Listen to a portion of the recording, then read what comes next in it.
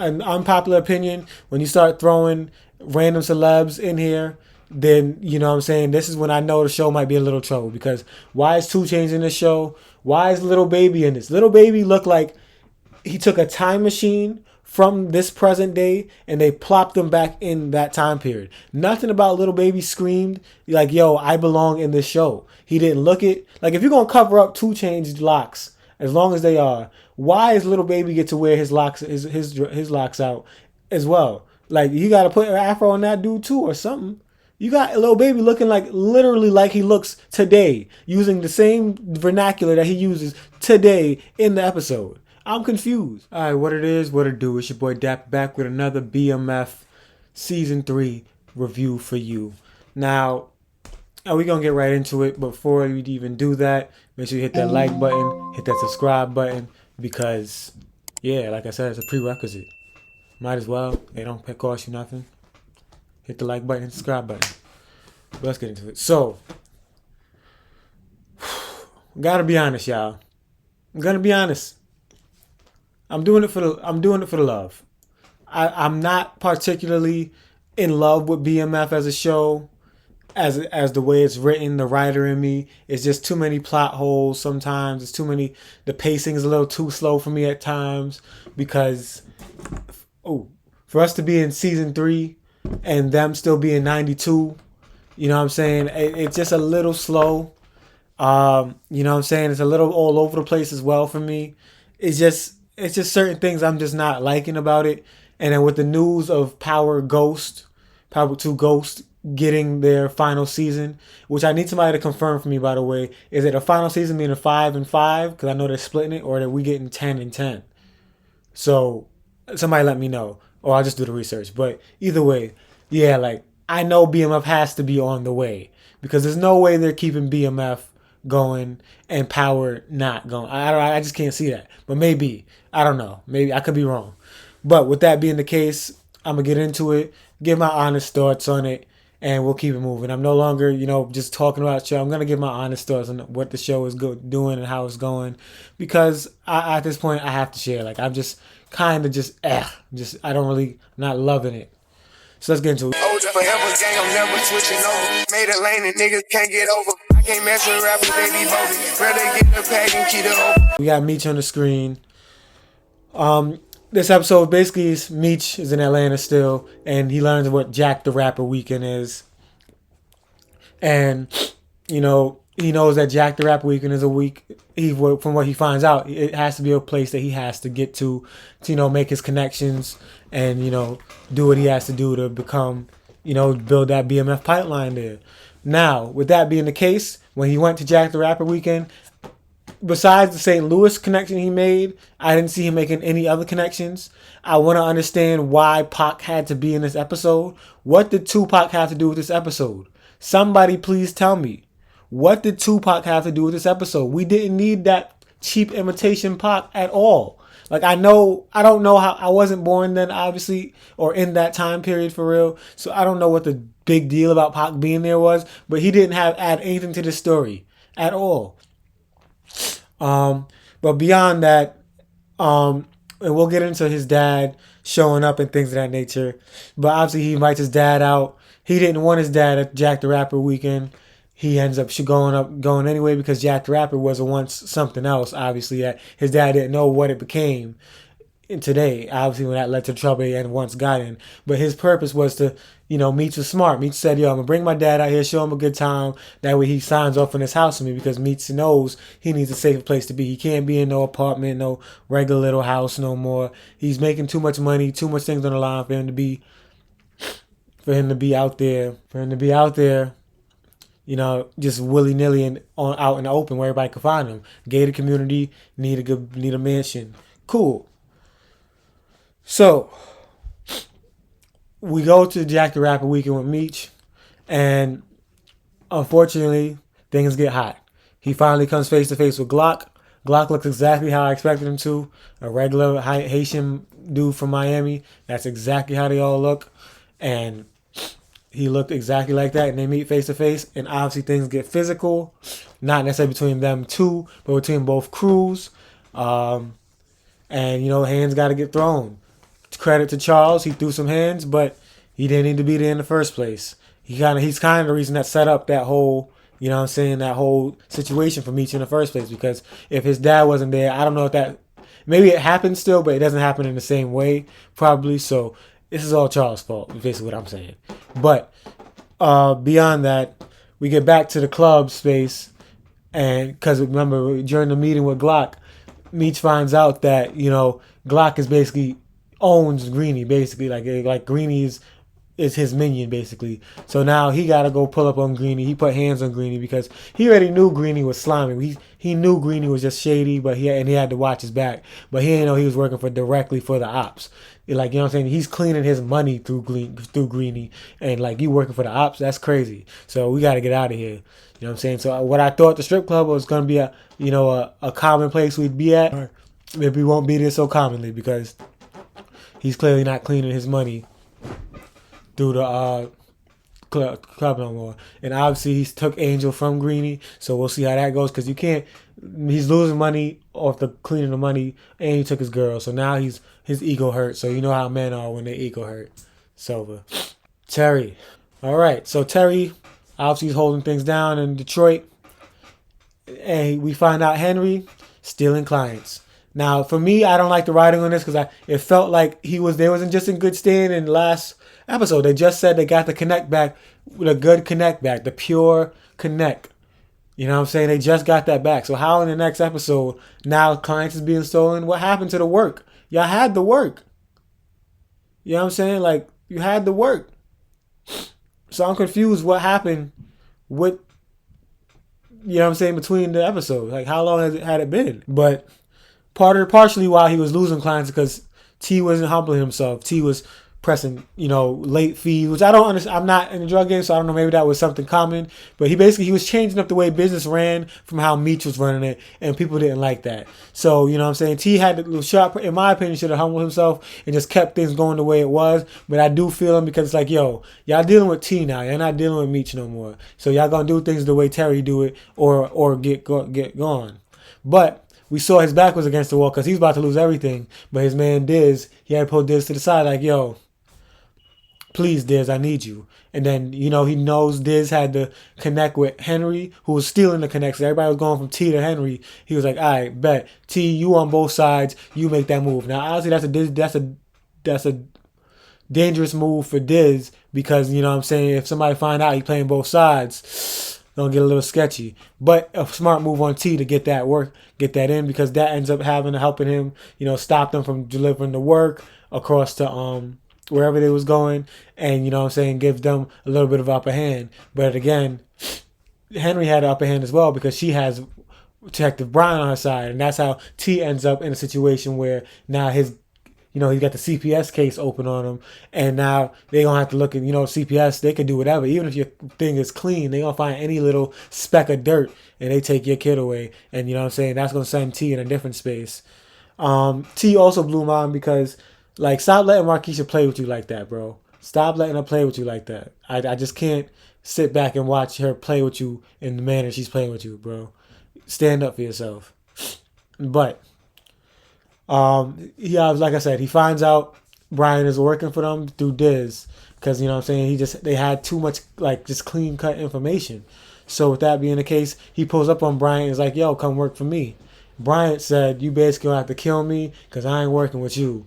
Bryant probably making the biggest mistake of his life, but hey, it is what it is. T said, you gonna get run over. Now T gotta run him over. All right, we got Charles.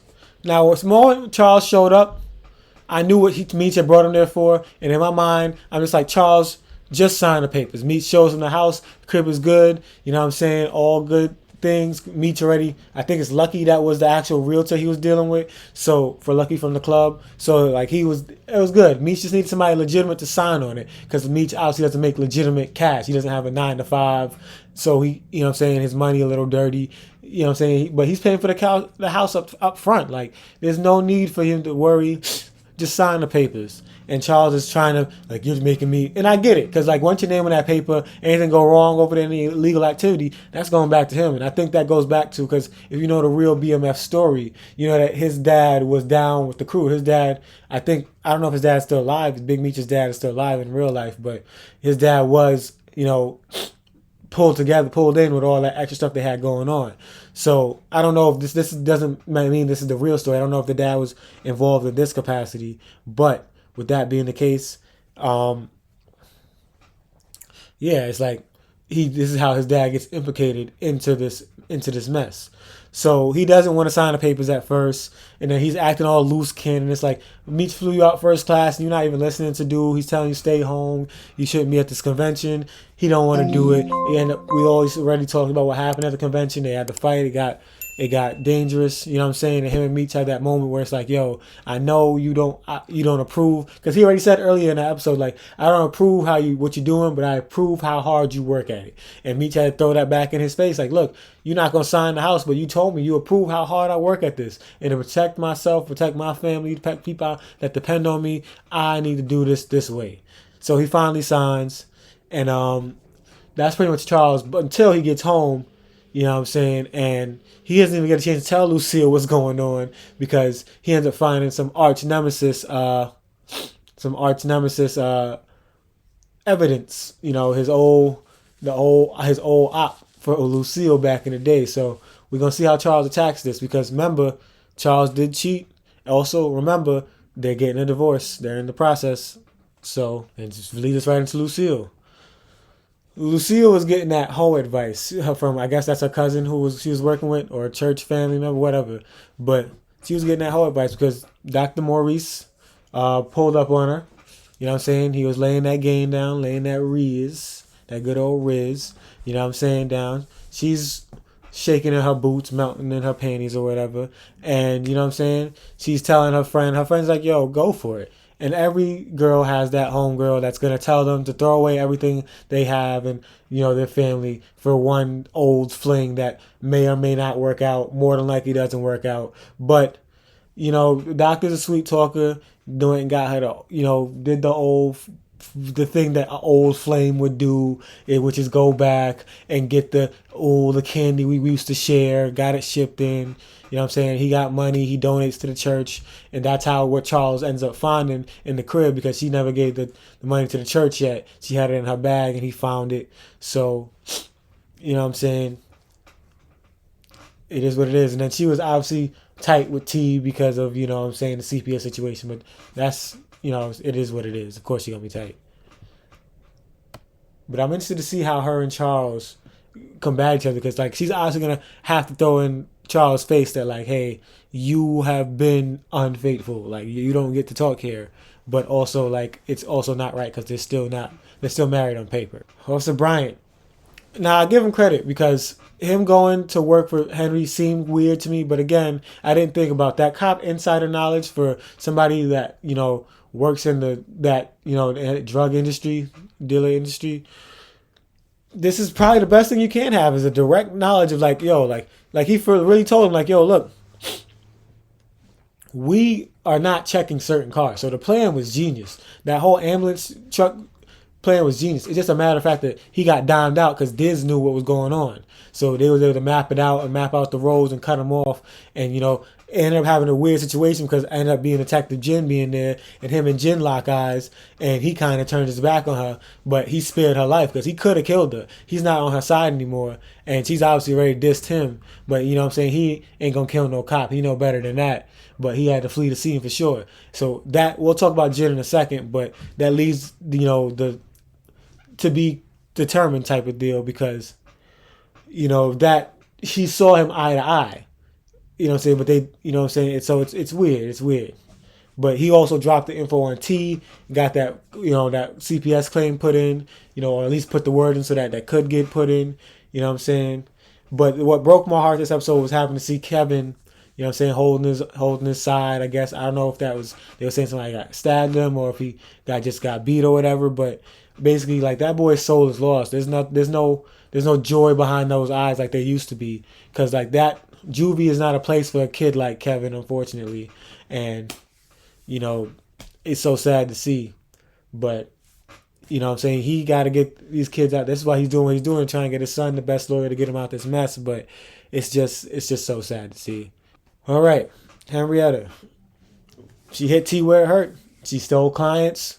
She's messing with his family. She's hitting him where it hurts. She's got the cops on his side. The cop that used to be on Meech's side. You know what I'm saying, on her side. So she's low key got the upper hand right now. She may not have the money upper hand, but she definitely has the upper hand as far as moving information. So T has to be, luckily he has this because he has to stay a step ahead of her.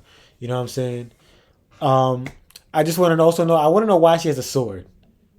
If this is not something that actually happened, I'm gonna question why they wrote this in. Like, if this actually happened, like they actually used to deal with a dude back in the day or woman or whatever, dyke I hope that's a proper terminology, that had a sword, fine, but they need to explain that, because why does this lady just have a sword?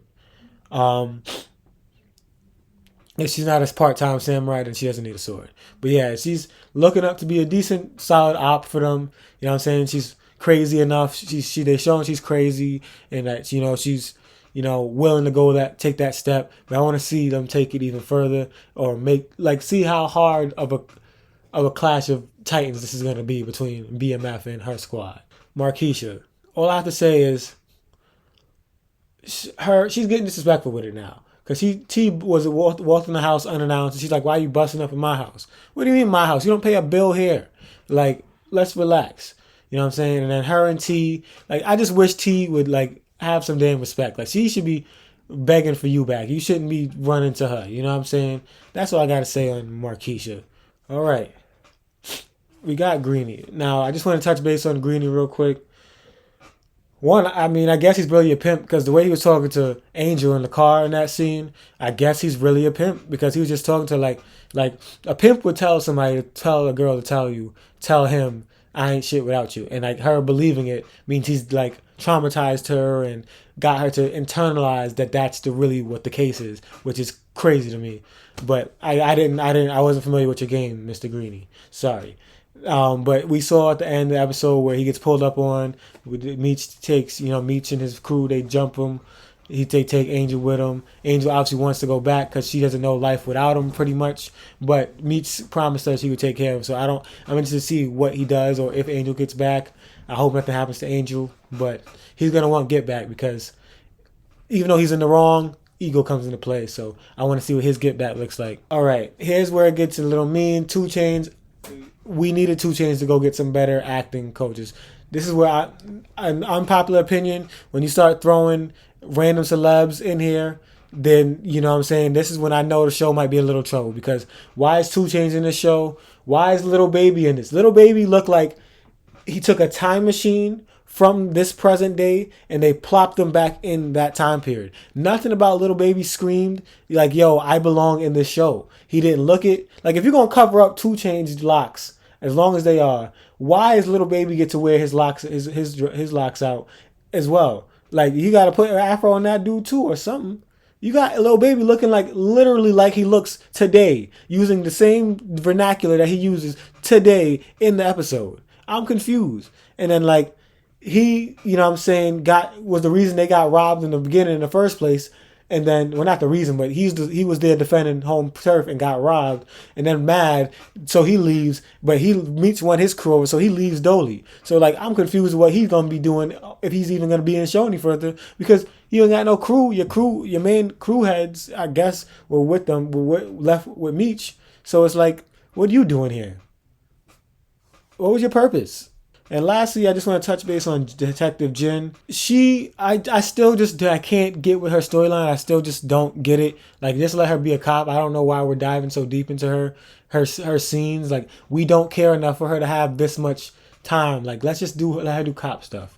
But her talking to her partner, who still hasn't done anything important enough for me to even put her picture up in one of these reviews, telling her oh, I'm taking your shootout virginity today. And it's you're the one that got shot. She the one that went and got, you know what I'm saying, one of their mans, the Cuts, and, they took him in. But, Cuts going to stand on business, according to Duffy.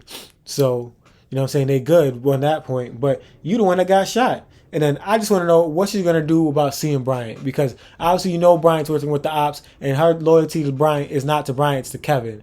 But, you know what I'm saying? I don't know, because I feel like she has to know that Bryant is doing this because he needs the money to help Kevin. So I don't know if that's going to be a conflict of interest for her, because it's going to be information she's going to know, and then she's going to snitch. What's she going to do with that information? So that's my biggest point there. But with that being the case, I want to wrap this up. If you made it this far, if anybody made it this far, leave a comment and just say, yo, I made it to the end. Just drop that comment for me. Also drop a comment if you have things I left out, things I should have talked about, things I was wrong about, right about, things you agree with. Anything pertaining to this episode, pertaining to the show overall, you could drop it in the comments.